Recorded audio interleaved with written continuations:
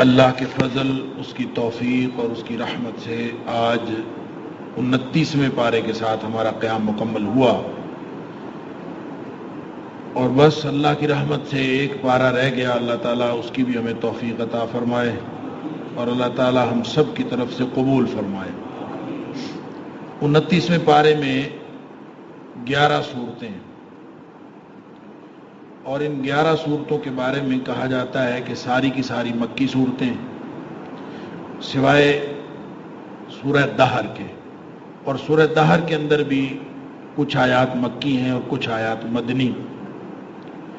مکی صورتوں کا مزاج آپ سب لوگوں کو معلوم ہے کہ اس میں عقائد کی بات کی جاتی ہے بنیادی طور پر، اور آخرت کا خوف دلایا جاتا ہے، توحید کی بات کی جاتی ہے، رسالت کے جو ماننے والے ہیں ان کے لیے خوشخبریاں سنائی جاتی ہیں، اور جو جھٹلانے والے ہیں ان کو عذاب کی دھمکی دی جاتی ہے، اور یہی مضمون تقریباً ساری صورتوں کا ہے۔ سب سے پہلی صورت سورۃ الملک ہے۔ اس کے بارے میں قرآن نبی پاک صلی اللہ علیہ وسلم سے بہت ساری اس کی فضیلت وہ منقول ہے۔ مثلا نبی پاک صلی اللہ علیہ وسلم نے یہ بھی فرمایا کہ قرآن پاک کی ایک ایسی 30 آیات والی صورت ہے کہ جو اپنے پڑھنے والے کی قیامت کے دن سفارش کرے، اور اس وقت تک سفارش کرتی رہے گی جب تک وہ اپنے پڑھنے والے کو بخشوا نہیں لے گی۔ اسی طرح ایک روایت کے اندر آتا ہے کہ نبی اکرم صلی اللہ علیہ وسلم جب تک سورہ ملک اور سورہ سجدہ پڑھ نہیں لیتے تھے آپ سوتے نہیں تھے، یعنی ہمیشہ پڑھ کے سوتے تھے۔ اسی طرح ایک روایت میں ہے کہ یہ اپنے پڑھنے والے کی طرف سے جھگڑا کرے گی اور حتیٰ کہ بخشش کرا لے گی۔ ایک روایت کے اندر آتا ہے کہ یہ عذاب قبر سے انسان کو بچا لے گی۔ سورۃ تبارک ہی المانعۃ من عذاب القبر، یہ عذاب قبر سے بچانے والی صورت ہے، تو اس کو سونے سے پہلے پڑھنا چاہیے تاکہ یہ ہمیں ہماری سفارش کرنے والی بن جائے۔ مرکزی مضمون اس کا یہی ہے کہ اس میں مقصد زندگی اور اس کے انجام کی وضاحت کی گئی ہے، اور نبی اکرم صلی اللہ علیہ وسلم کی رسالت کو جھٹلانے والوں کا انجام بتایا گیا ہے کہ بہت برا انجام ہے۔ شروع میں اللہ تعالیٰ نے فلسفہ امتحان بتایا کہ زندگی کس لیے ہے، زندگی امتحان کے لیے، اور امتحان کس چیز کا ہے؟ وہ کثرت عمل کا امتحان نہیں ہے بلکہ حسن عمل کا امتحان۔ اللہ تعالیٰ نے قیامت کے دن اعمال گننے نہیں ہیں، تولنے ہیں۔ اعمال تولے جانے ہیں، گنے نہیں جانے، گویا ان کو ایویلویٹ کیا جانا ہے کہ کس درجے کے عمل ہے۔ اللہ اکبر۔ لہذا عمل جو امتحان ہے لیبلوکم ایکم احسن عملا، کون بہترین عمل کرنے والا ہے۔ اللہ تعالی ہمیں بہترین عمل کرنے کی توفیق عطا فرمائے۔ آیت نمبر 5 سے 11 تک منکرین توحید و آخرت کا انجام ہے، جہنم کا منظرنامہ بیان کیا گیا ہے۔ اللہ اکبر کہ جو جھٹلانے والے ہیں اور انکار کرنے والے ان کے لیے عذاب جہنم ہے، جب بھی عذاب ان کو ڈالا جائے گا۔ اللہ اکبر۔ اذا القوا فیہا سمعوا لہا شہیقا وہی تفور، چنگھاڑ دور سے سنائی دے رہی ہوگی جہنم کی۔ شہیق گدھے کی آواز کے اس حصے کو کہتے ہیں کہ جو انتہائی کریہ، سب سے زیادہ جو برا حصہ ہوتا ہے اس کی آواز کا، اس کو شہیق کہتے ہیں۔ تو اس طرح کی چنگھاڑ ہوگی، اللہ وہی تفور، ایسے لگے گا کہ یہ پھٹنے والی ہے، تکاد تمیز من الغیظ، غصے سے پھٹ جائے گی۔ ہر دفعہ جب ایک گروپ آئے گا جس کے لیے اللہ تعالیٰ نے سورہ زمر کے اندر فرمایا کہ گروہ کے گروہ جو ہے وہ جہنم کی طرف لائے جا رہے ہوں گے، تو لائے جائیں گے تو جہنم کے دروازے کے سامنے یہ رک جائیں گے۔ کتنا عرصہ رہیں گے یہ اللہ جانتا ہے، ان کو کتنی صدیاں لگیں گی یا کتنے سال لگیں گے۔ کلما القی فیہا فوج سالم خزنتھا، تو وہاں پہ جو دربانوں کے ساتھ گفتگو تو ہوگی تو وہ کہیں گے الم یاتکم نذیر، اتنی بری یہ جگہ ہے تمہارے پاس کوئی ڈرانے والا نہیں آیا؟ اللہ قالوا بلا قد جاءنا نذیر، کہیں گے آیا تو تھا۔ فکذبنا وقلنا ما نزل اللہ من شیء ان انتم الا فی ضلال کبیر، وہ خود اعتراف کر لیں گے کہ اصل میں ہم نے اپنے اوپر ہدایت کے دروازے خود ہی بند کر لیے تھے۔ ہم نے نبیوں کو اور ڈرانے والوں کو کہا تھا تم جھوٹے لوگ ہو، تمہاری بات درست نہیں ہے، ہم نے خود ہی اپنے ساتھ یہ کیا۔ اللہ اکبر۔ اور جو ڈرنے والے ہیں، اللہ تعالیٰ فرماتا ہے ان الذین یخشون ربہم بالغیب، جو بغیر دیکھے اپنے رب سے ڈرتے ہیں ان کے لیے بہت مغفرت ہے اور بہت بڑا اجر ہے۔ پھر اللہ تعالیٰ نے چند سوالات کیے ہیں منکرین سے، ایک مباحثہ کیا، یہ بتاؤ تو صحیح کہ تمہاری بے خوفی کیسی ہے، یعنی تم اللہ کے عذاب سے جو بے خوف ہوئے پھرتے ہو کس وجہ سے؟ وہ اللہ تعالیٰ تو اگر زمین کو حکم دے زمین پھٹ جائے کسی بھی وقت اور تم سب اس کے اندر دھس جاؤ، یا پھر اللہ تعالیٰ آسمانوں سے تمہارے اوپر پتھروں کی بارش برسا دے، یعنی یہ چھت اگر نہیں گر رہی، زمین اگر نہیں پھٹ رہی تو یہ اللہ کا کرم ہے کہ نہیں پھٹ رہی، تو اس لیے بے خوفی کیسی ہے؟ اللہ اکبر۔ اور آسمان پر جو پرندے اڑتے ہوئے دکھائی دیتے ہیں یا ہوائی جہاز اڑتے ہوئے دکھائی دیتے ہیں یا کوئی بھی چیز جو فضا میں ٹھہری ہوئی ہے، تو اس ما یمسکہن الا الرحمن، سوائے اللہ کے ان کو ٹھہرانے والا اور کوئی نہیں۔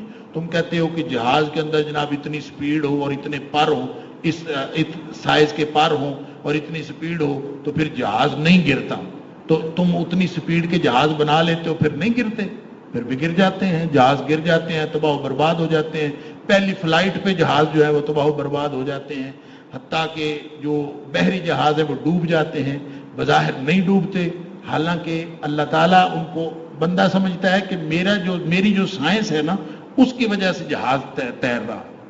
جیسے ٹائٹینک جب ڈوبا تھا تو کہتے ہیں کہ جو اس کمپنی نے جس نے جہاز بنایا تھا انہوں نے ایک گارنٹی دی تھی کہ اس کی ایک ہی گارنٹی ہے اور یہ کہ یہ ڈوب نہیں سکتا، یعنی جو بھی صورت ہو ڈوب نہیں سکتا، لہذا پوری دنیا اس کے اوپر گئی، پہلے سفر پہ ڈوبا، ٹوٹا بھی اور ڈوبا بھی۔ اللہ تعالیٰ نے دکھایا کہ یہ اللہ تعالیٰ کے حکم سے چلتا ہے، یہ کسی کمپنی کی مہارت نہیں ہے کہ اس سے چلے، ما یمسکہن الا الرحمن۔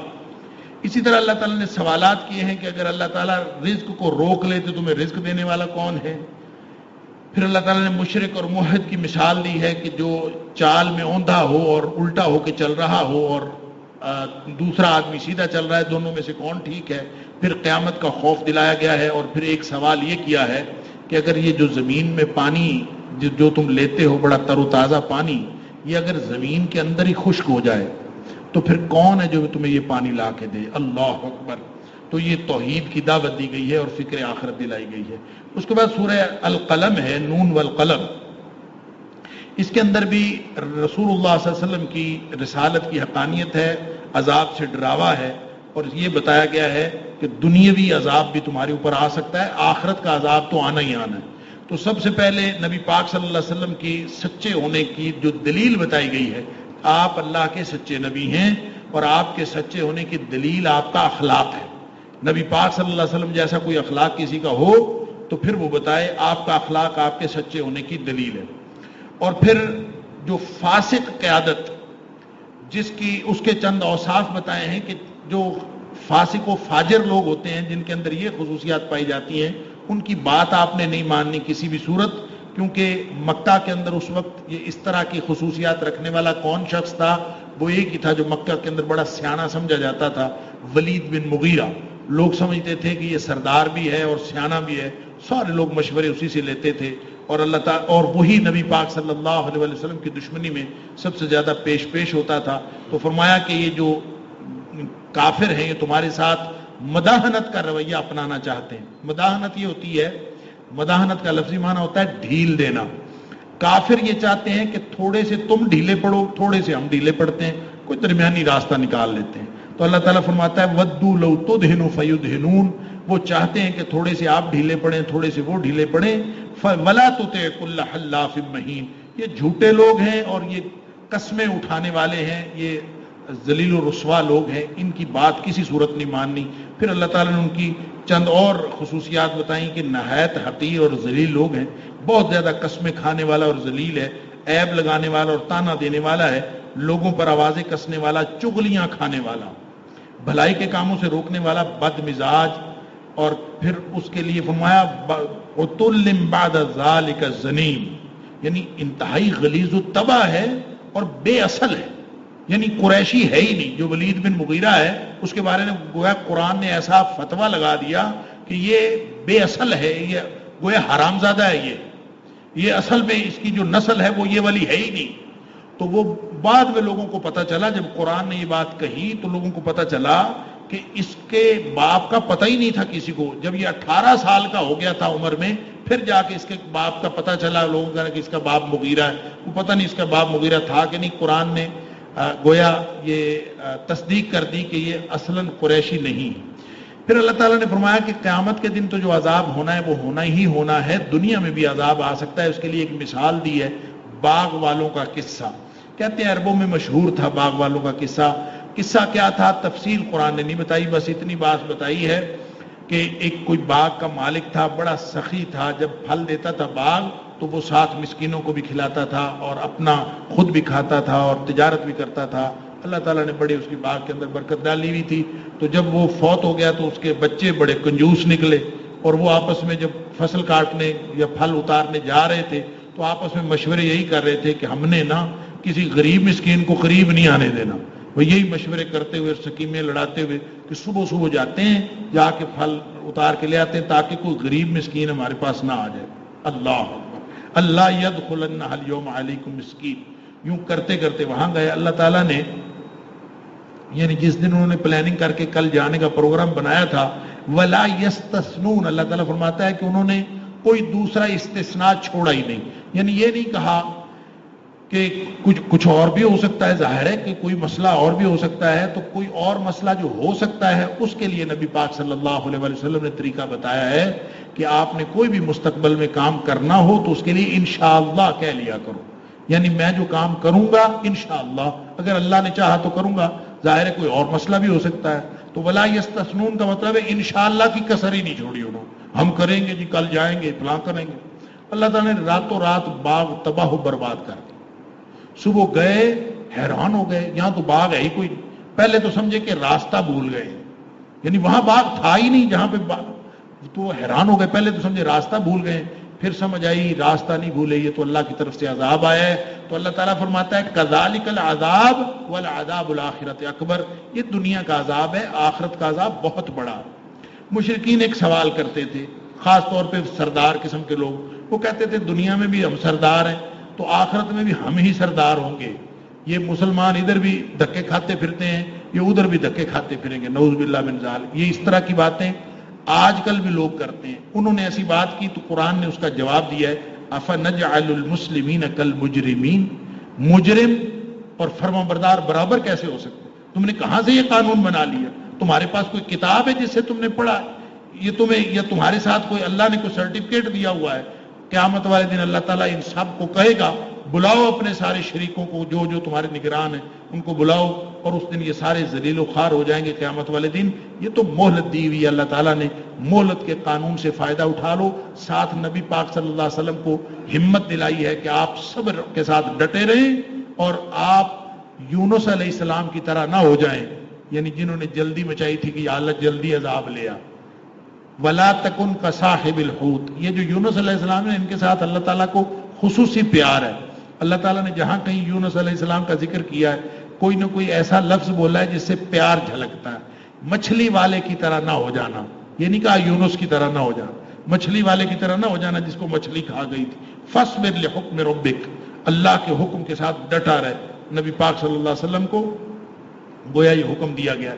اس کے بعد سورۃ الحاقہ ہے. سورۃ الحاقہ میں بھی قیامت کا تذکرہ ہے. 3 حصے ہیں. اس کے پہلے حصے میں قیامت سے ڈرایا گیا ہے اور قیامت سے ڈرانے کے ساتھ ساتھ فرمایا قیامت تو آ کے رہے گی، یہ دنیا میں جو قیامت سے پہلے عذاب آتا ہے اس سے بھی تو بچو. جیسے قوم عاد پر، قوم سمود کے اوپر عذاب آیا اور وہ سارے تباہ و برباد ہو گئے. اس کے علاوہ فرعون کے اوپر بھی عذاب آیا. جتنے لوگوں پر عذاب آیا دنیا میں بھی عذاب آیا. اور پھر فَإِذَا نُفِخَ فِي الصُّورِ نَفْخَةٌ وَاحِدَةٌ. ایک پھر نفخہ ہوگا، سور پھونکا جائے گا تو اس دن فَيَوْمَئِذٍ وَاقَعَتِ الْوَاقِعَةُ. اس دن قیامت قائم ہو جائے گی، آسمان پھٹ جائے گا اور اس دن فرشتے اللہ کے عرش کو اٹھائے ہوئے ہوں گے. 8 ہوں گے، جو آج 4 ہیں قیامت کے دن 8 ہوں گے. اللہ تعالیٰ فرماتا ہے سب کچھ اس دن دکھا دیا جائے گا، کوئی چیز چھپی ہوئی نہیں رہے گی. اس دن 2 قسم کے لوگ ہوں گے. کچھ لوگوں کو رزلٹ کارڈ دائیں ہاتھ میں ملے گا، کچھ لوگوں کو رزلٹ کارڈ بائیں ہاتھ میں ملے گا. اللہ اکبر. جن کو دائیں ہاتھ میں ملا دکھاتے پھریں گے ہاؤ اقرؤ کتابیہ، یہ دیکھو میرا رزلٹ کارڈ. ایک دوسرے کو دکھاتے. ہاں یہاں جو یونیورسٹی میں کالجز میں بچوں کے رزلٹ آتے ہیں وہ رزلٹ کارڈ دکھاتے ہوئے، جس کے نمبر اچھے ہوتے ہیں نا وہ دکھاتا پھرتا ہے سر جی میرے نمبر یہ دیکھو. ان کو دیکھ کے یہ آیت یاد آتی ہے, ہمیشہ دعا دل سے نکلتی ہے کہ اللہ کرے قیامت والے دن ہم ایک دوسرے کو اپنے وہ رزلٹ کارڈ دکھائیں, اصل کامیابی تو اس دن. انی ظننت انی ملاق حسابی. دیکھیں وہ ایک بات کہے گا, وہ کہے گا مجھے دنیا میں جب میں رہ رہا تھا تو مجھے لمحہ لمحہ یہ یقین تھا کہ ایک دن میرا حساب مجھے دیا جانا ہے, میرا رزلٹ کارڈ میرے سامنے آنا ہے. میں لمحہ لمحہ یہ بس پورا یقین تھا. لہذا اللہ تعالیٰ فرماتا ہے اس کو اونچی جنتیں ملیں گی جہاں کے جو درخت اور پھل ہے وہ بالکل قریب اس کے ہوں گے, اور اس کو حکم دیا جائے گا کہ موج اڑاؤ, تم نے دنیا میں بڑا صبر کیا, اللہ اور اس کے رسول صلی اللہ علیہ وسلم کے حکم کی فرمانبرداری کی, آج تم موج اڑاؤ اس لیے کہ تمہاری زندگی اچھی گزری. دوسرا وہ ہے جس کو بائیں ہاتھ میں اعمال نامہ ملا. اللہ اکبر, اللہ تعالیٰ معاف فرمائے, اللہ تعالیٰ ہم سب کو بچائے. فرمایا وہ حسرت کرے گا کاش مجھے اعمال نامہ دیا ہی نہ جاتا, اور پھر وہ کہے گا اچھی بھلی موت آئی تھی, دوبارہ مجھے زندگی ہی نہ ملتی, میں دوبارہ اٹھایا ہی نہ جاتا. پھر وہ دو حسرتیں اور کرے گا, ما اغنا عنی مالیہ ہلک عنی سلطانیہ, کہ ایک تو میرے مال نے کوئی فائدہ نہیں دیا. دنیا میں انسان مال ہی کماتا ہے, وہ سمجھتا ہے میں آئی مال کمانے کے لیے ہوں, تو مال کوئی فائدہ نہیں دیتا. مال وہ فائدہ دیتا ہے جو اللہ تعالیٰ نے فرمایا سورہ حشر میں وَلْتَنْظُرْ نَفْسٌ مَا قَدَّمَتْ لِغَدٍ, ہر بندہ روزانہ حساب کرے کہ میں اگلے جہان کے لیے کیا بھیج رہا ہوں, کل کے لیے میں کون سی چیز آگے بھیج رہا ہوں, وہی فائدہ دے گا. ایک صحابی وہ روزانہ اس کے گھر کا سامان کم ہوتا جا رہا تھا.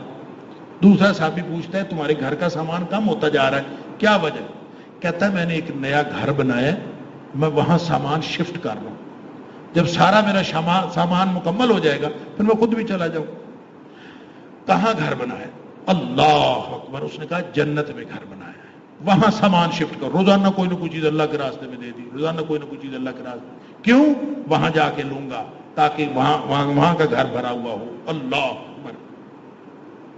تو فرمایا کہ ایک تو کہے گا ما اغنا عنی مالیہ ہلک عنی سلطانیہ, میری چودراہٹ مجھ سے گم ہو گئی. دو معنی اس کے, ایک تو جو چودراہٹ میں چودھری سمجھتا تھا اپنے آپ کو, وہ اس نے مجھے برباد کروا دیا. ایک یہ کہ وہ مجھ سے برباد ہو گئی, ختم ہو گئی, چودراہٹ بھی نہ رہی.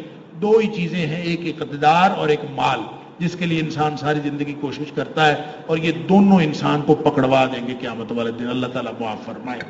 فرمایا اس کو خذوہ فغلوہ, اس کو پکڑ کر جہنم میں پھینک دو اور 70 گز لمبی زنجیر کے اندر جکڑ دو. اس کا قصور یہ تھا کہ یہ ایمان نہیں لاتا تھا, اللہ پر اس کا ایمان کوئی نہیں تھا, اور پھر یہ غریبوں کو کھانا بھی نہیں کھلاتا تھا. آج اس کا کوئی دوست نہیں ہے, اور اس کو وہ کھانا ملے گا جو صرف مجرموں کا کھانا ہے, وہ کوئی اور شخص نہیں کھا سکتا. پھر اللہ تعالیٰ نے قرآن پاک کی حقانیت کی بات کی ہے کہ انہو لقول رسول کریم, یہ نبی پاک صلی اللہ علیہ وسلم کی زبان سے اللہ تعالیٰ نے کہلوایا ہے, یہ کسی شاعر کا یا کسی کاہن کا کلام نہیں ہے. یہی وہ آیات ہیں, یعنی یہاں اللہ تعالیٰ نے قرآن کی حقانیت کا بڑا ہی انوکھا انداز اپنایا. فرمایا اگر نبی پاک صلی اللہ علیہ وسلم اپنی طرف سے کوئی بات بنا لیتے نا, یعنی یہ تو سارا اللہ کا نازل کرتا ہے, یہ اگر اپنی طرف سے کوئی بات بناتے تو ہم اس کا دایاں ہاتھ پکڑ کے اس کی گردن اتار دیتے. اللہ, تم میں سے کوئی چھڑانے والا بھی نہ ہوتا. گویا نبی کریم صلی اللہ علیہ وسلم قرآن کی کوئی بات اپنی طرف سے نہیں بنا سکتے. یہی وہ آیات ہیں جو سن کر عمر فاروق رضی اللہ تعالیٰ عنہ پر اثر ہوا تھا, اور آپ کے دل میں ایمان گھر کر گیا تھا. حضرت عمر فاروق رضی اللہ عنہ خود فرماتے ہیں کہ میں نبی پاک صلی اللہ علیہ وسلم کو تکلیف دینے کی نیت سے گھر سے نکلا, اور میں نے دیکھا رات کو نبی پاک صلی اللہ علیہ وسلم بیت اللہ میں نماز پڑھ رہے تھے. تو میں وہاں آیا اور آ کے میں بیت اللہ کے پردے میں چھپ گیا, اور پردے میں اندر چلتا چلتا وہاں آ گیا جہاں نبی کریم صلی اللہ علیہ وسلم نماز پڑھ رہے, بالکل قریب آ. تو نبی کریم صلی اللہ علیہ وسلم یہ والی سورۃ الحاقہ تلاوت فرما رہے تھے. تو ظاہر ہے کہ بیت اللہ کا ماحول ہو, کعبہ کا سایہ ہو, اور نبی پاک صلی اللہ علیہ وسلم کی زبان ہو, اللہ کا قرآن ہو, کیا سما بندہ ہوگا. اور پھر عمر قرآن سمجھنے والے بڑا حیران ہوئے کہ یہ کیا ہے. اثر ہوا نا دل پر, تو دل میں خیال آیا کہ یہ کوئی شاعر لگتا ہے. اللہ تعالیٰ نے فرمایا آگے آیت آ گئی وما ہوا بقول شاعر, یہ کسی شاعر کا کلام نہیں. حیران ہو گئے. میں نے تو دل میں سوچا تھا, اس کو کیسے پتا چل گیا کہ میں نے یہ سوچا ہے کہ شاعر کا. اگلی اچھا فوراً اس کے دل میں یہ خیال آیا, اس وقت چونکہ بد عقیدہ, یہ غلط عقیدہ لوگوں کا موجود تھا کہ کاہنوں کو دلوں کی باتیں پتہ چل جاتی ہیں، لہذا دل میں خیال آیا کہ اچھا یہ تو کاہن ہے کوئی، تو اگلی آیت آ گئی ولا بقول کاہن، یہ کاہن کا کلام بھی نہیں ہے، قلیلا ما تذکرون۔ تو کہتے ہیں کہ عمر فاروق رضی اللہ عنہ خود کہتے ہیں کہ میں تو حیران ہو گیا، پھر یہ کیا چیز ہے۔ اس کے بعد اگلی آیات آئیں فسبح بسم ربک العظیم، کہ اللہ کے رسول صلی اللہ علیہ وسلم اپنی طرف سے کوئی بات نہیں بنا سکتے، یہ اللہ کا کلام ہے۔ اس کے بعد سورۃ المعارج ہے، یہ بھی قیامت کے احوال اور قیامت کے وقت کے بارے میں، یہ ان لوگوں کے جواب میں کہ جو کہتے تھے قیامت قائم نہیں ہونے والی، آخرت جنت دوزخ حشر قیامت ان سب کو جھٹلانے والوں کو سرزنش کی گئی کہ لوگ سوال کرتے ہیں کب آئے گی قیامت، کب آئے گی؟ فرمایا کہ وہ آنے والی ہے، سر پہ کھڑی ہے، اور وہ 50,000 سال کا دن ہے، 50,000 سنہ، اور لوگ سمجھتے ہیں دور ہے، انہم یرونہ بعیدا، لوگ سمجھتے ہیں قریب ہے، ونراہ قریبا، بالکل سر پہ کھڑی ہے، آنے والی ہے، کسی بھی وقت آ سکتی ہے، اور جس دن وہ آ گئی ساری یہ دنیا ملیا میٹ ہو جائے گی۔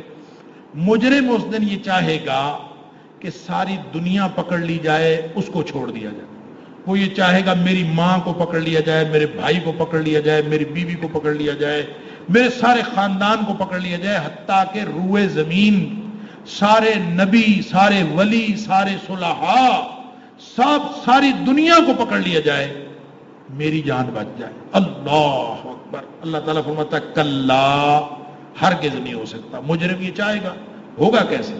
انہا لظا، جہنم تو دہک رہی ہوگی، نزاعۃ للشوا، اللہ اکبر، ادھیڑ ڈالنے والی، اور وہ آوازیں دے رہی ہوگی تدعو من ادبر وتولی، کہاں ہیں بدماش، کہاں ہیں وڈیرے، اور ان کو بلا رہی ہوگی۔ اور اللہ تعالیٰ فرماتا ہے کہ انسان ہے ہی ایسا، جب اس کو کوئی برائی پہنچتی ہے تو شور مچاتا ہے، اور جب اس کے پاس کوئی بھلائی آتی ہے تو اس وقت اتراتا ہے اور روک لیتا ہے۔ جنت میں کون جائیں گے؟ وہ لوگ جنت میں جائیں گے، ان کی اوصاف بتائے جنتیوں کے۔ نمبر 1، وہ لوگ جو نماز میں ہمیشہ دوام اختیار کرتے ہیں، دائمی طور پر ہمیشہ نمازی، ہمیشہ کے نمازی، صرف رمضان کے نمازی نہیں، ہمیشہ کے نمازی۔ الذین هم فی صلاتہم دائمون، جو نمازوں میں ہمیشگی کرنے والے، محتاجوں کی مالی مدد کرنے والے، ان کے مالوں کے اندر حصہ ہے، زکوٰۃ کے علاوہ بھی وہ اپنے مال میں سے ہمیشہ خرچ کرتے رہتے ہیں، آخرت پر ایمان لاتے اس کی تصدیق کرتے ہیں، عذاب الہی سے ڈرتے رہتے ہیں، اور بدکاری سے اجتناب کرتے ہیں، اپنی عزتوں کی حفاظت کرتے ہیں، اور امانتوں کا بھی پہرا دیتے ہیں، وعدے کی پابندی کرتے ہیں، اور حق کی گواہی دینے میں پیچھے نہیں ہٹتے، اپنی نمازوں کی حفاظت کرتے ہیں۔ ایک جگہ فرمایا نمازیں ہمیشہ پڑھتے ہیں، اور ایک جگہ فرمایا نمازوں کی حفاظت کرتے ہیں، فرمایا یہ لوگ عزت والی اعلیٰ جنتوں میں ہوں گے۔ اس کے بعد سورہ نوح ہے، سورہ نوح بھی مکی سورت ہے، اس میں اصل میں نوح علیہ السلام کی کارگزاری رپورٹ ہے، یعنی حضرت نوح علیہ السلام نے 950 سال تبلیغ کی قرآن کے مطابق۔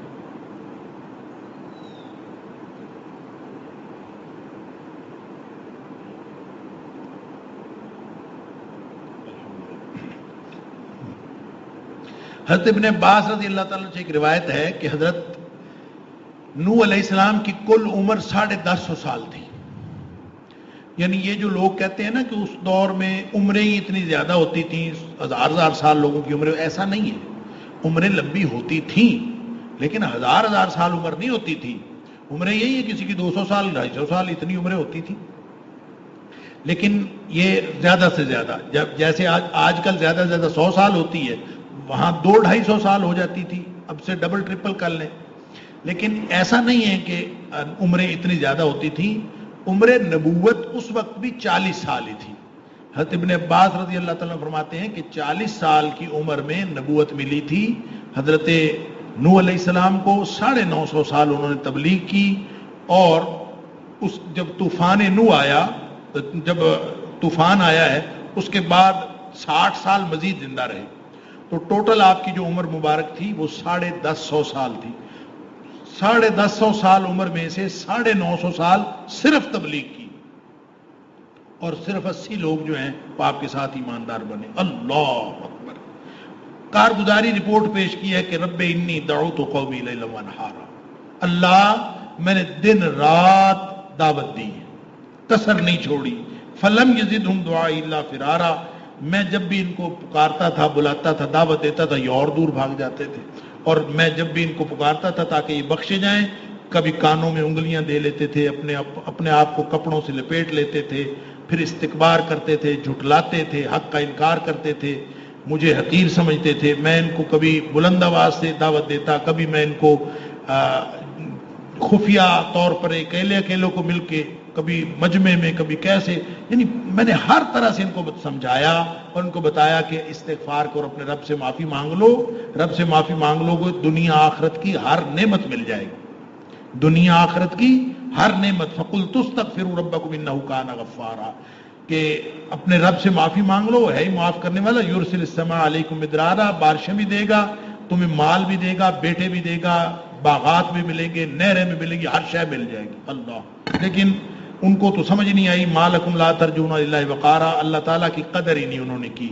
बहरहाल बिलाखिर हजरत नूह अलैहिस्सलाम कहते कहते कहते कहते फिर कहते हैं कि अल्लाह तू इनके ऊपर अजाब नाजिल कर, ला तदर अलल अर्द मिनल काफिरीन दय्यारा। अल्लाह अकबर, यानी मायूस हो गए कि ये लोग अब हक कबूल करने वाले नहीं, तो फरमाया काफिरों का एक भी घर ना छोड़। साथ यहां फरमाया इन्नका इंतज़रहुम, ऐ अल्लाह अगर तूने इनका कोई एक घर भी छोड़ दिया, युदिल्लु इबादा, कि ये बंदों को गुमराह भी करेंगे, जो बचेगा वो मजीद गुमराह करेगा। वला यलिदु इल्ला फाजिरन कफारा, इनके घर में जो नया बच्चा पैदा होगा वो भी फासिक व फाजिर और काफिर ही होगा। मुफस्सिरीन ने लिखा कि ये कैसे पता चल गया हजरत नूह अलैहिस्सलाम को कि उनके औलाद जो है वो भी फासिक व फाजिर ही होंगे। किस बुनियाद पर कहा? इस बुनियाद पर कहा कि हजरत नूह अलैहिस्सलाम ने कई नस्लें उनकी देखी थी, यानी कई नस्लें देख चुके थे कि जो नया पैदा होता है वो भी फासिक व फाजिर ही पैदा होता है, और ये गुमराह करते हैं। इसलिए आपने ये दुआ की और उनकी बद्दुआ से फिर अजाब आया, पूरी दुनिया के ऊपर जो है वो तूफान आया। अल्लाह ताला ने कश्ती बनवा दी, और वो पिछले सारा जिक्र हो चुका है कि अल्लाह ताला ने नूह अलैहिस्सलाम को कहा कि तू कश्ती बना ले और जो नेक बंदे उनके उसके ऊपर सवार करा ले, और बाकी सब गर्क होने वाले हैं। हजरत नूह अलैहिस्सलाम कश्ती बनाते थे, लोग हंसते थे कि ये किस तरह कश्ती बना रहा है। तो जाहिर है कि वो एक दिन जब वो तनूर में से पानी निकलेगा, पहले से बता दिया था, बस वो पानी निकला और फिर हर एक को तबाह बर्बाद करके अल्लाह ताला माफ फरमाए। सूरह जिन ने, और सूरह जिन पहले सूरह अहकाफ के ज़िमन में मैं अर्ज कर चुका हूं कि अल्लाह ताला ने वहां भी जिन्नों की तबलीग का जिक्र किया। जिन्होंने कुरान सुना था, फिर उन्होंने जाके अपनी बस्ती में तबलीग की। कहते हैं कि ये वही जिन है कि जिन्होंने कुरान सुना था, उन्हीं का जिक्र यहाँ पे है। लेकिन यहाँ नबी करीम सल्लल्लाहु अलैहि वसल्लम को वही के जरिए बताया गया, उन जिन्नों की सारी कैफियत बताई गई, और वो यहाँ पे दर्ज है सूरह जिन के अंदर। वाकया एक ही है, दो जगह पर बयान हुआ है, सूरह अहकाफ के अंदर भी यहाँ। इससे ये पता चलता है कि जिस तरह इंसान मुकल्लफ हैं, इसी तरह जिन्न भी मुकल्लफ हैं। जिस तरह इंसानों का इम्तिहान हो रहा है, इसी तरह जिन्नों का इम्तिहान हो रहा है। जिन कहते हैं कि असल बात यह है कि कुरान जब हमने सुना ना, तो हम तो हैरान रह गए, इन्ना समेना कुरान नाजाबा, कैसा शानदार कुरान है। लेकिन उससे पहले उन्होंने बताया कि असल बात यह है कि जिन्नों को दुनिया में जो गलबा हासिल था वो इंसानों की कमजोरी की वजह से था, कि ये जो इंसान है ना, ये डरते थे और जिन्नों की हिफाजत में जाते थे। यानी नबी करीम सल्लल्लाहु अलैहि वसल्लम की तशरीफ आवरी से कबल जो लोग भी किसी जगह जाके पड़ाव करते थे ना, तो उस वादी के जिन्न की पनाह में जाते थे। और अल्लाह ताला ने फरमाया कि जिन्न कहते हैं कि ये इंसानों ने हमें हमारी जो रऊनत है उसके अंदर इजाफा किया था। वन्नहु कान रिजालु मिनल इंसी यऊदूना बिरिजालिम मिनल जिन्न फज़ादूहुम रहका, हमारी सरकशी में इजाफा उन्होंने किया था कि जहां जाते थे इंसान जिन्नों से पनाह मांगते थे। हालांकि असल बात यह है कि जिन्न इंसान के मुकाबले में ताकतवर नहीं है, इंसान ज्यादा ताकतवर है। जब इंसान वैसे डर जाए, और जब ये डर जाए तो जिन्न इसके ऊपर गलबा हासिल करता है, वगरना जिन्न की कोई ताकत नहीं। फिर वो कहते हैं कि दुनिया में हमने देखे अजीबोगरीब हालात होने शुरू हो गए, बहुत सारी तब्दीलियां हो गई। हम आसमानों पे चले जाते थे, हमें रास्ते में रुकावटें शुरू हो गई, और हम अब जाते थे तो शहाब साकिब हमारे पीछे लग जाता था, हमें मार पड़ती थी। समझ नहीं आती थी दुनिया में हो क्या रहा है और ये तब्दीली कैसे आ गई। तो बस वो कहते हैं कि हम आपस में یہ سوچتے تھے اور مشورہ کرتے تھے کہ کیا ہو رہا ہے، سمجھ نہیں آتی تھی، تو پھر کچھ جنوں کی ٹولیاں بنا کر ہم نے ادھر ادھر بھگا دی کہ پتہ کریں کیا ہو رہا ہے۔ تو تہامہ کے جن تھے جو وادی نخلہ کے پاس سے گزرے، نبی پاک صلی اللہ علیہ وسلم وہاں قرآن پڑھ رہے تھے، انہوں نے قرآن سنا، ان کو سمجھ آ گئی یہ قرآن نازل ہوا ہے، یہ نبی کریم صلی اللہ علیہ وسلم تشریف لائیں، اس لیے یہ ساری تبدیلیاں ہوئی ہیں۔ تو پھر اس کے بعد کچھ لوگ جو ہیں وہ مومن بن گئے اور کچھ کافر بن گئے۔ جس طرح مسلمان انسانوں کو اللہ تعالیٰ جنت عطا فرمائے گا اور جو کافر انسان ہیں وہ جہنم میں جائیں گے، اسی طرح جنوں کی صورتحال ہے کہ جو کافر جن ہیں وہ جہنم میں جائیں گے اور مسلمان جن جو ہیں وہ جنت میں جائیں گے۔ آگے نبی پاک صلی اللہ علیہ وسلم کی منصب رسالت اس کی وضاحت کی گئی ہے۔ لوگ کہتے تھے کہ اے محمد صلی اللہ علیہ وسلم آپ کو کیا مسئلہ ہے، آپ نے یہ چھوٹی سی بات کر کے ساری دنیا کو اپنا دشمن بنا لیا، تو یہ نہ کرو یہ بات۔ تو اس کا جواب دیا قل انما ادعو ربی ولا اشرک بہ احدا، اے حبیب صلی اللہ علیہ وسلم ان کو بتا دیجئے میں اپنے رب کی طرف دعوت دیتا ہوں، اس کے ساتھ شرک نہیں کر سکتا۔ اور قل انی لا املک لکم ضرا ولا رشدا، نہ میں تمہارا نقصان کر سکتا ہوں نہ میں تمہارا فائدہ کر سکتا ہوں، اور یہ سارے کی ساری باتیں اللہ کے ہاتھ میں ہیں، میں تو صرف پہنچانے والا ہوں۔ الا بلاغا من اللہ ورسالتی، میں تو اللہ کی طرف سے جو پیغام مجھے ملا وہ میں نے پہنچا دیا، اس کے علاوہ اور کچھ نہیں۔ سورہ مزمل ہے، سورہ مزمل میں اللہ تعالیٰ کی طرف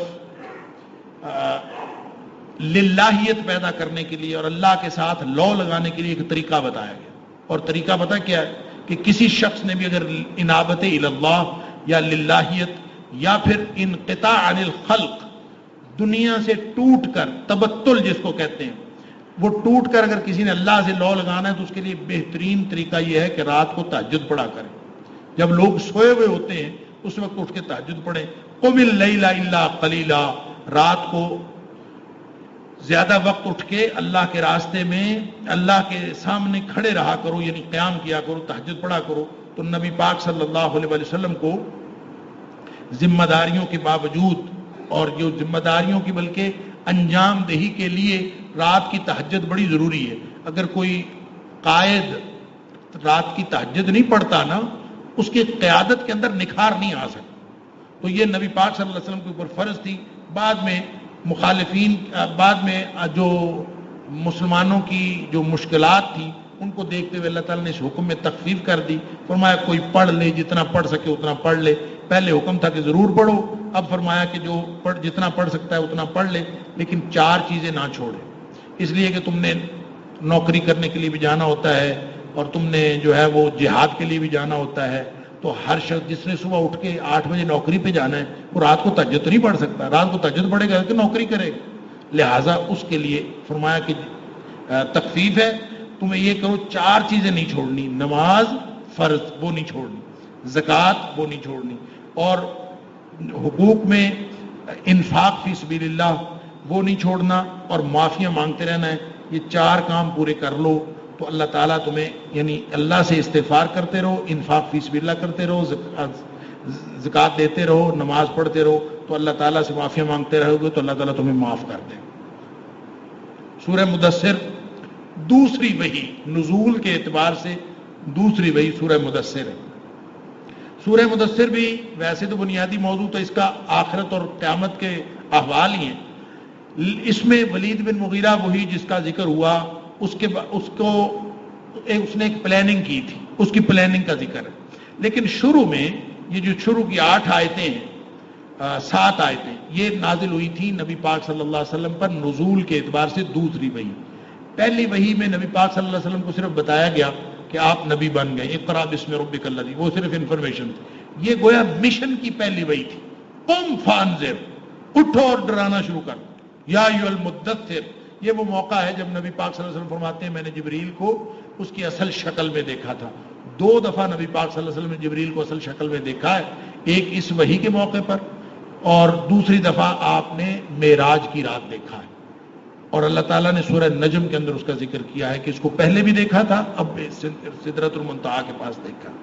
تو نبی پاک صلی اللہ علیہ وسلم فرماتے ہیں میں جا رہا تھا تو ایسے ہی مجھے اوپر سے کسی چیز کی آواز آئی تو میں نے اوپر دیکھا تو اتنی بڑی کرسی تھی، مجھے لگا کہ زمین سے لے کر آسمان تک ایک ہی کرسی ہے اور اس کے اوپر جبریل علیہ السلام بیٹھے ہوئے ہیں اور 600 پر ہیں ان کے، ایسی کوئی بلا بیٹھی ہوئی ہو تو بندہ ڈر ہی جاتا ہے. نبی پاک صلی اللہ علیہ وسلم ڈر گئے, یہ کیا بلا ہے. اور ایک روایت میں آتا ہے کہ آپ یوں دیکھتے ہوئے گر گئے نیچے, آپ چونکہ چل رہے تھے, آپ یوں دیکھتے ہوئے نیچے گر گئے. بہرحال اس موقع پر یہ 7 آیات نازل ہوئی اور نبی پاک صلی اللہ علیہ وسلم گھر تشریف لے گئے. دس سے رونی مجھے کپڑا اڑا دو. اس پر پھر یہ یا ایھا المدثر, اے کپڑا اوڑھنے والے, قم فانذر وربک فکبر وثیابک وطہر والرجز فاہجر. اصل میں اس میں مشن بتایا گیا ہے. جب بھی کسی نے کام کا آغاز کرنا ہے نا, وہ انہی ہدایات کو سامنے رکھے گا تو کام کا آغاز ہوگا.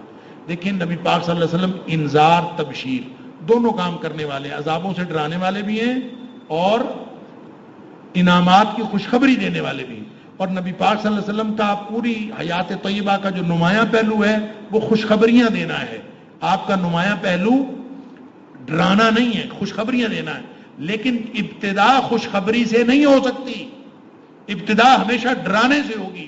اس لیے کہ یہ انسان کی فطرت ایسی ہے کہ یہ کسی کام سے رکتا ہے تو ڈرانے کی وجہ سے رکتا ہے, اس کے دل میں ڈر پیدا ہو جائے تو رکتا ہے, صرف امید پر نہیں رکتا, امید اس کے بعد دلائی جاتی ہے. اسی طرح مشن کا آغاز, آج بھی اگر آپ کہیں دین کی دعوت کا کام شروع کرنے جا رہے ہوں تو لوگوں کو برے انجام سے ڈرائیں کہ تم جو کچھ کر رہے ہو اس کا نتیجہ بہت غلط نکلنے والا ہے. جب کسی کو یہ تنبیہ ہو جائے گی ایک دفعہ تو پھر وہ خوشخبریوں پر بھی کان دھرے گا. اور اس کے بعد اللہ تعالیٰ نے احوال قیامت, اصل میں ایک ہوا, میں نے ولید بن مغیرہ کا جو درمیان میں ذکر ہے, اللہ تعالیٰ نے فرمایا کہ ایک بڑا بد باطن کافر ہے, اس کے بیٹے بھی ہیں اور بیٹوں کی وجہ سے وہ سمجھتا ہے مال اور بیٹے دو چیز جس کے پاس آ جائیں وہ سمجھتا ہے میں دنیا کا سب سے بڑی بلا ہوں. تو ولید بن مغیرہ کے پاس بیٹے بھی تھے. بعض روایات میں آتا ہے کہ اس کے 7 بیٹے تھے, بعض نے لکھا ہے 12 یا 13 بیٹے تھے. اس میں سے 3 مسلمان بھی ہوئے, یعنی خود بڑا بدبخت تھا لیکن اس میں سے 3 مسلمان, خالد بن ولید, حشام بن ولید اور ایک ولید بن ولید, ان کے بیٹے کا نام بھی ولید تھا. تو یہ 3 جو ہے مسلمان ہوئے. خالد بن ولید تو جرنیل ہوئے ہیں, تو لیکن یہ خود بڑا بدبخت آدمی تھا. اللہ تعالیٰ فرماتا ہے بیٹے ہیں اور مال ہے, صرف اس وجہ سے یہ ایسی باتیں کرتا ہے. تو یہ اصل میں حج کا موقع آ رہا تھا تو سب پریشان تھے نبی پاک صلی اللہ علیہ وسلم کی دعوت سے. تو انہوں نے سوچا کہ ایسا کریں کہ کوئی سکیم لڑائیں کہ لوگ جو حج کے لیے آ رہے ہیں نا, وہ ہم ان سب کو ہم ایک ہی بات کریں. اگر محمد کریم صلی اللہ علیہ وسلم کے بارے میں لوگ پوچھیں تو ہم ایک ہی بات کریں, مختلف باتیں نہ ہوں. تو پروگرام بنا لیں کہ ہم نے کیا کہنا ہے, کہ یہ جادوگر ہے یا یہ کاہن ہے یا یہ شاعر ہے, یہ کیا ہے, ہم نے ان کے بارے میں کیا کہنا ہے. تو مشورہ ہو رہا تھا. تو سب نے کہا کہ ولید بن مغیرہ چونکہ سیاںا تھا, تو سیاںا مشہور تھا, ویسا ہی سیاںا تھا, اللہ تعالیٰ معاف کرے. جیسے کہتے ہیں نا کسی پنڈ میں سیاںا تھا, ہر پنڈ میں کوئی نہ کوئی سیاںا ہوتا ہے. تو وہ کوئی آدمی جو ہے وہ کھجور پہ پھنس گیا, کھجور پہ چڑھا, اسے اترا نہیں جا رہا. ان کے سیانے کو بلا لو, سیاںا بلا لیا. ان کے جس کے کمر پہ رسا ڈال لو اور رسا ڈال کے کھینچ لو. سیاںا تھا, لوگوں نے اس کے کمر پہ رسا ڈالا, کھینچ لیا, وہ نیچے گرتے ہی مر گیا. لوگوں نے کہا یہ تو مر گیا. کہتے اس کی قسمت تھی یہ مر گیا, وہ کرنا میں نے اس طرح کئی بندے کنویں سے نکال لے, اور کنویں سے تو نکل آتے ہیں, پتہ نہیں اوپر سے کیوں مر گیا. ایسا ہی سیاںا ہی بدبخت تھا ولید بن مغیرہ. اور یہ کہتا ہے کہ ایسے کرتے ہیں, بیٹھا سوچ رہا ہے, سارے اس کی طرف دیکھ رہے ہیں, یہ پھر رہا ہے, کبھی ادھر جاتا ہے, کبھی سوچ کے بتاتا ہوں کیا ہے, کبھی کہتا ہے اچھا ہم کہیں گے جادوگر ہے, کبھی کہیں گے کہتے ہیں کاہن ہے. لیکن پھر کہتا تھا نہیں, اگر ہم جادوگر کہیں گے تو پھر لوگ کہیں گے کہ جادوگر کے اندر جو علامات ہوتی ہیں وہ تو اس میں نہیں ہے. پھر ہم کہیں گے نہیں, ہم کہہ دیں گے کاہن. یعنی اس تک کر کے سمجھ نہیں آئی اس کو. بالآخر کہتا ہے اللہ تعالیٰ نے وہ ساری کیفیت بیان کی کہ انہ فکر وقدر, یہ بڑا غور و فکر کرتا ہے. فقتل کیف قدر, یہ تو اس کے اوپر مار پڑے. ثم قتل کیف قدر ثم نظر ثم عبس وبصر, کبھی یوں گیا, کبھی یوں تیوڑی چڑھائی, کبھی ایسے جیسے سیانے ادھر ادھر کی باتیں کرتے ہیں. اور پھر کہتا ہے کہ اور کچھ نہیں کہا جا سکتا, یہی کہیں گے یہ پرانے دور کا جادو ہے چلا آیا اور ہر ایک پر بڑا اثر کرتا ہے, لہذا اس سے بچ جائے. اللہ تعالیٰ فرماتا ہے یہ بدبخت سأصلیہ سقر, یہ ان قریب جہنم میں جانے والا ہے.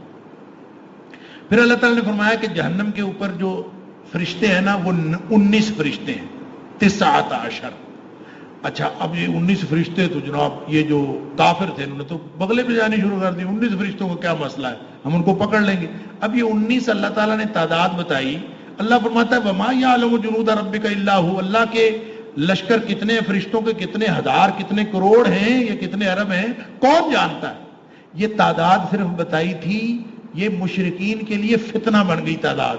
اب وہ بیٹھے ہر وقت یہ کہتے ہیں، ابو جہل کہتا ہے ہم یوں کرتے ہیں ہر 10 بندے جو ہے نا وہ ایک فرشتے کو قابو کر لیں گے، نعوذ باللہ من ذالک. بیٹھے پروگرام بنا رہے. یہ ایسے سیانے تھے، بالکل وہ جو کھجور والی مثال دی ہے نا، یہ ایسے ہی سیانے. ایسا کرتے ہیں کہ ہر 10 آدمی پکڑ لیں گے.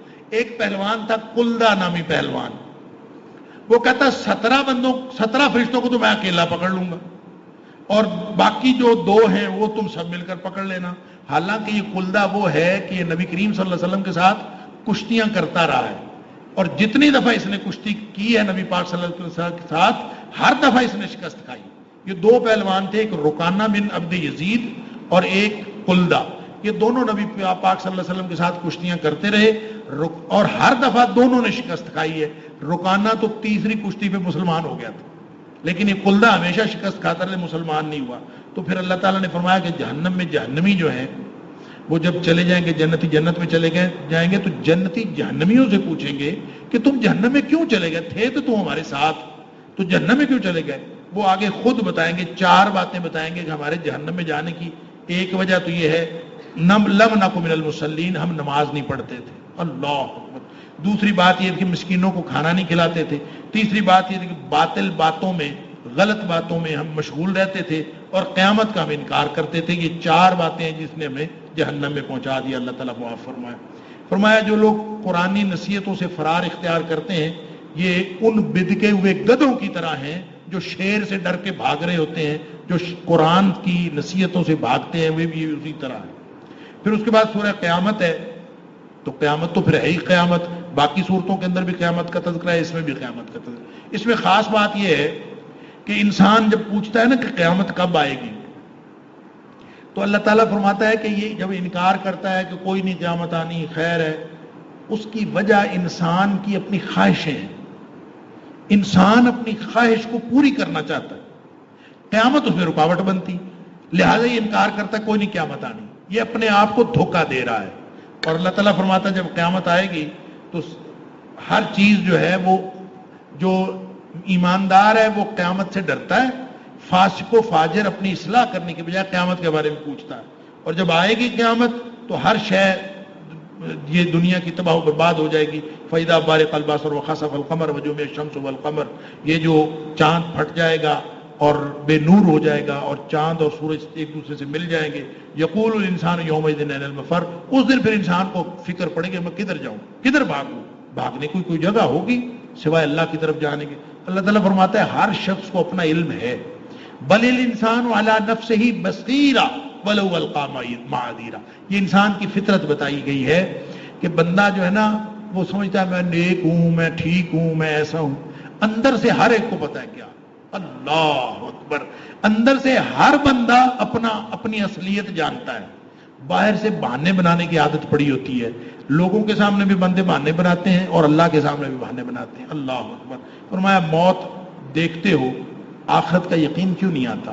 جب پنڈلی کے ساتھ پنڈلی جو ہے وہ گھسٹ رہی ہوتی ہے اور اس وقت تم کہتے ہو کوئی دم درود والا کوئی آ جائے، کوئی اس کو کوئی بچا لے، بھاگتے دوڑتے ہو، لوگ اپنے عزیزوں کی موت دیکھتے ہو، تمہیں اپنی موت یاد نہیں آتی. اللہ. پھر فرمایا حقیر قطرہ آب سے انسان اور اس کی نسلیں پیدا کرنے والا، کیا وہ دوبارہ کائنات پیدا کرنے پر قادر نہیں ہے؟ سورہ دہر ہے، مدنی سورت، جو میں نے پہلے عرض کیا جمہور کے نزدیک یہ مدنی سورت ہے. کہتے ہیں آخری 10 آیات اس کی مکی، اس کو سورۃ الانسان بھی کہتے ہیں. اس کی پوری کہانی یہ ہے، اس میں اللہ تعالیٰ نے ایک بڑی خوبصورت کہانی بیان کی ہے کہ حقیر قطرہ آب سے پیدا ہوا انسان اپنی اوقات کیا ہے یہ نام لینا بھی پسند نہیں کرتا. اللہ اکبر. اللہ نے اس سے بنایا، 2 راستے بتا دیے، یہ جنت کا راستہ ہے، یہ جہنم کا راستہ ہے. اس کے باوجود لوگ جنت کے راستے پر نہیں جاتے. جو جنت کے راستے پر جاتے ہیں ان کو اللہ تعالیٰ جنت دے گا جو شکر کرنے والے ہیں. انا ہدیناہ السبیل اما شاکرا و اما کفورا. دونوں راستے سامنے ہیں اور یہ کائنات کی کسی اور مخلوق کے سامنے 2 راستے نہیں ہیں، یہ انسانوں اور جنوں کے سامنے 2 راستے ہیں. تو چاہے جنت میں جانے والا بن جائے چاہے جہنم میں جانے والا بن جائے. اور اس کو جب انسان اختیار کرتا ہے، اپنے اس اختیار کو استعمال کرتا ہے، تو شکر کرنے والوں کے لیے اللہ تعالیٰ نے یہ ان کی خصوصیات اور ان کے لیے جو انعامات ہیں ان کا ذکر کیا ہے. چونکہ نبی پاک صلی اللہ علیہ وآلہ وسلم 2 صورتیں سورہ سجدہ اور سورہ دہر جمعہ کے دن فجر کی نماز میں پڑھتے تھے. اس کی وجہ یہ تھی کہ سورہ سجدہ کے اندر جہنمیوں کا اور جہنم کا ذکر ہے اور اس کے اندر جنتیوں کا اور جنت کا ذکر. اس لیے اللہ کے رسول صلی اللہ علیہ وسلم یہ پڑھتے تھے کہ یہ دونوں چیزوں کا تذکرہ، جنت کا تذکرہ اور جہنم کا تذکرہ، یہ انسان کی ہدایت کے لیے بہت ضروری ہے. ایک بزرگ انہوں نے نصیحت کی کہ اپنی تقریر جب بھی کرو، دعوت جب بھی دو، جمعہ جب بھی پڑھاؤ، درس جب بھی دو، اس میں جنت اور جہنم کا ذکر ضرور آنا چاہیے، اس لیے کہ اس سے انسان کو نصیحت ہوتی. تو فرمایا جو شاکرین ہیں، شکر کرنے والے یا ابرار نیک لوگ، ان کی خصوصیات ہیں کہ اللہ کے شکر گزار بندے ہیں اور یہ نظروں کو پورا کرتے ہیں، قیامت سے ڈرتے ہیں اور مسکینوں کو کھانا کھلاتے ہیں، قیدیوں کو، یتیموں کو کھانا کھلاتے ہیں اور کھانا کھلاتے ہیں اللہ کی خوشنودی کے لیے، کسی اور کو خوش کرنے کے لیے نہیں کہتے. رضا الہی کا مقصد، رضا الہی کا حصول ان کا مقصد ہے. نیکی کے بدلے کی توقع رکھے بغیر نیکی کرتے ہیں، شکریہ کے طالب بھی نہیں ہوتے، قیامت کی ترشی اور اکھڑ پن سے ڈرتے ہیں کہ قیامت آئے گی تم کیا کریں. صبر و استقامت کی اعلیٰ مثال ہے. اللہ فرماتا ہے ہم اس کو جنتیں عطا فرما دیتے ہیں. جو جہنم سے ڈرتا ہے، جو جنت مانگتا ہے، اللہ تعالیٰ اس کو دے دیتے. ایک حدیث کے اندر آتا ہے کہ جو 3 دفعہ جہنم سے پناہ مانگے، اللہ تعالیٰ جہنم بھی دعا کرنا شروع ہو جاتی ہے، یا اللہ اس کو مجھ سے بچا لے. اور جو 3 دفعہ جنت مانگے اللہ سے، جنت بھی دعا کرنا شروع ہو جاتی ہے کہ یا اللہ اس کو جنت میں پہنچا دے. تو اللہ تعالیٰ فرماتا ہے جو ڈرتا ہے جہنم سے اور جو جنت کی توقع رکھتا ہے اس کو جنت میں پہنچا دیتے ہیں. جنت میں ان کو کافور ملی، شراب ملے گی، شراب کے چشموں سے ہر طرف سے شاخیں نکلیں گی اور وہ ان کے پاس پہنچیں گی. قیامت کی آفت سے بچ جائیں گے، چہروں پر تازگی اور نور ہوگا. وسیع و عریض جنتیں ملیں گی، ریشمی پوشاک پہن کر، تختوں پر تکیہ لگائے، پھلوں سے لدے ہوئے درختوں میں. اللہ اکبر! انتہائی بہترین خوشگوار موسم، نہ سردی نہ گرمی. چاندی اور شیشے کے برتن، یعنی اللہ تعالیٰ نے فرمایا چاندی اور شیشے، چاندی چاندی ہوتی ہے، شیشہ شیشہ ہوتا ہے. اللہ فرماتا ہے وہ برتن ایسے ہوں گے چاندی کے، لیکن بنے اس طریقے سے ہوں گے کہ وہ شیشے کے ہی محسوس ہوں گے. اللہ اکبر! اور پھر سلسبیل کے چشمہ سے شراب پلائی جائے گی جس میں زنجبیل یعنی ادرک کی آمیزش ہوگی. سدا جوان مستعد غلمان ہوں گے. عظیم بادشاہت. اللہ اکبر! ملکن کبیرہ.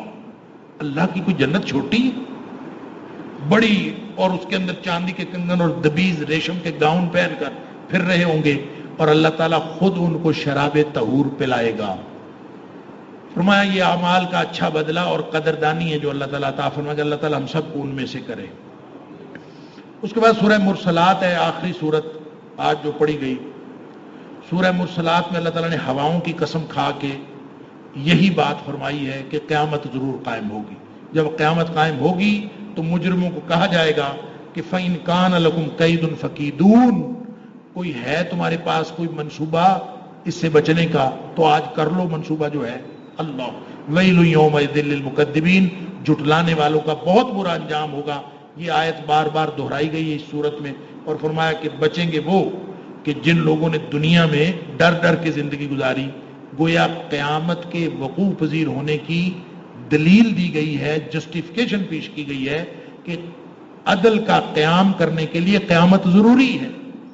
یہ تو عدل کا تقاضا ہے کہ قیامت ضروری ہو، اس لیے کہ دنیا میں جو نیک لوگ ہیں اور بد لوگ ہیں، جو ظالم ہیں وہ دوسرے لوگوں پر ظلم کرتے ہیں، تو نیک لوگوں کو نیکی کا بدلہ کب ملے گا اگر قیامت نہ آئے، اور برے لوگوں کو برائی کا بدلہ کب ملے گا اگر قیامت نہ آئے.